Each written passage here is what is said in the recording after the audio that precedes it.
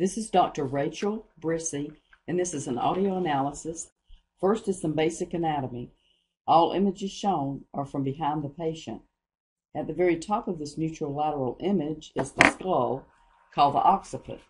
The next vertebra down from there is C1, also known as atlas, and is a bone that forms a ring around the spinal cord, and the dens, or the vertical bony extension of C2, also known as axis. C1 sits on top of C2.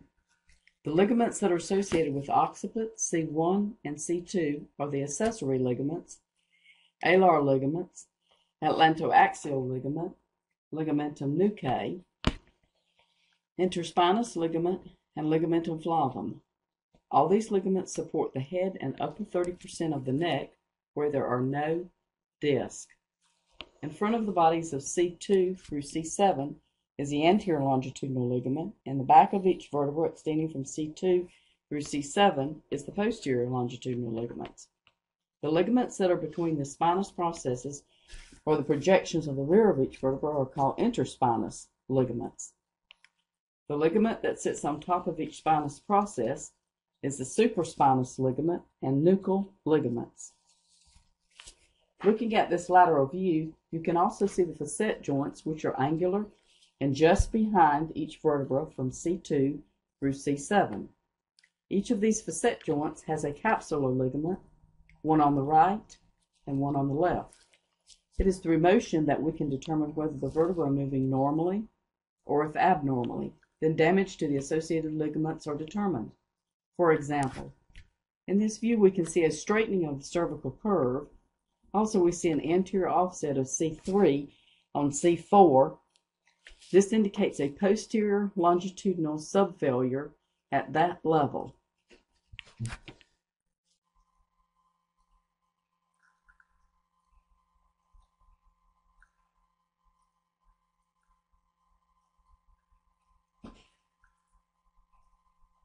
In this view, we can see that there's an anterior listhesis, or a sliding forward of one vertebra on the one below at C3 on C4 and C4 on C5. The posterior longitudinal ligament is damaged at these segments. Also, it should be noted that the posterior disc spaces are wider at C3, 4, C4, 5, which is another indicator that the posterior longitudinal ligament is damaged at these levels.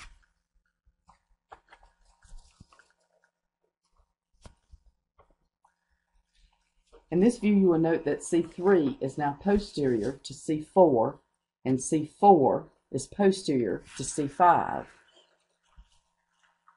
You can also see that the forward aspect of the disc, the spaces between the vertebrae, are widened at C3, C4, and C4 and 5.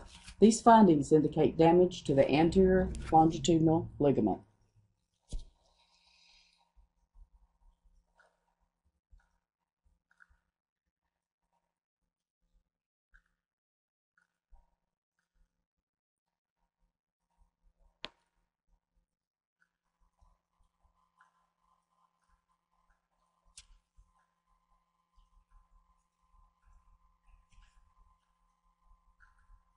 In this view, you can see that the facet joints, the angular joints just behind the circular space, are foramen, where the nerve exits open more than the others at C3, C4, and C4, C5. This indicates damage to the capsular ligaments on the right in this image, but will also be seen in the opposite side as well, indicating a bilateral condition exists.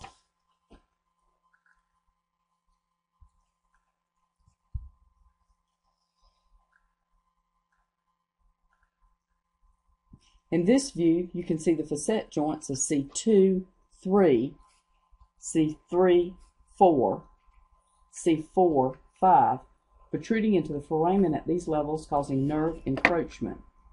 This too is due to capsular ligament damage.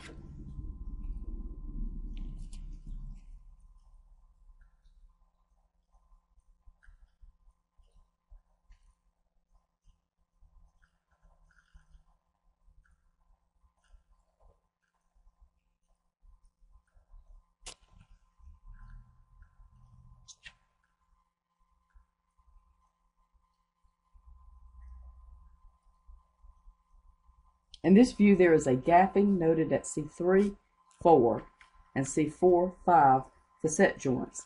This indicates capsular joint damage at these levels.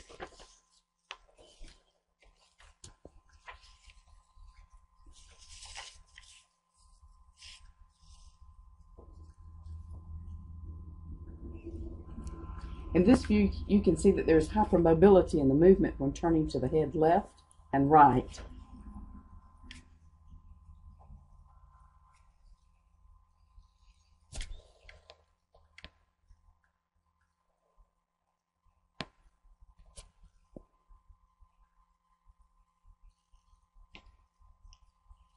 This motion gives evidence of an overhang of C1 on C2, which is bilateral. This, combined with the periodontoid space, closes and opens, indicating damage to the alar and accessory ligaments. Unfortunately, ligament damage is permanent. However, by realigning the structures, the body will be able to compensate for the damage, and in most cases, the patient can expect to be pain-free.